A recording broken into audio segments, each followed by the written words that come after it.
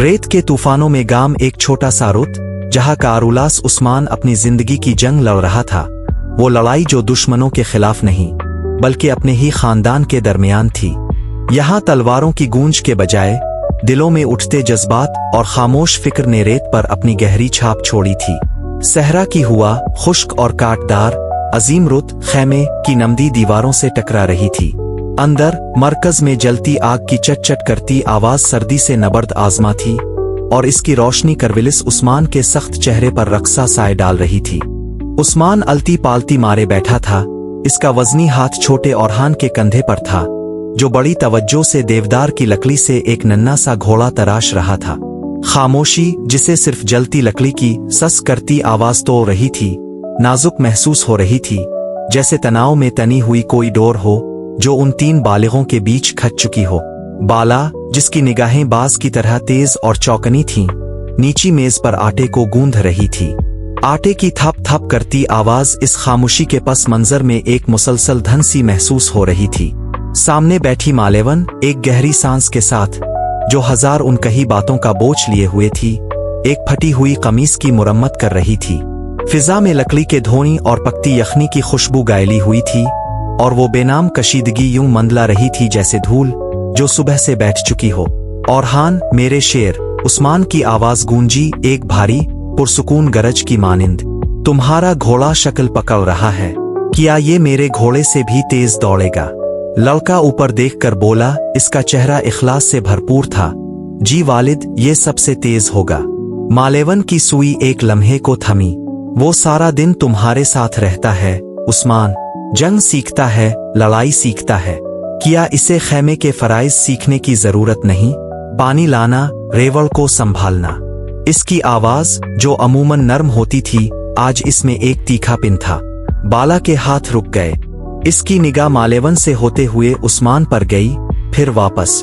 Ills मुर्रिसेंस। Usman की पेशानी पर bill पड़ गए। लड़का वो सब सीख रहा है जो इसे सीखना चाहिए। व इबिवा रुएन हमफा। मालेवन की नाक से निकला हुआ एक तंजिया सांस, जो हंसी से ज्यादा तहकीर भरा पायसकार था। और वो कैसा बे बनेगा जो अपनी कौम की मेहनत को ना समझे। ए उसिबल उएनश इनिशैनन। बाला, जो हमेशा सुलह की तलाश में रहती, ने गला खनकारा।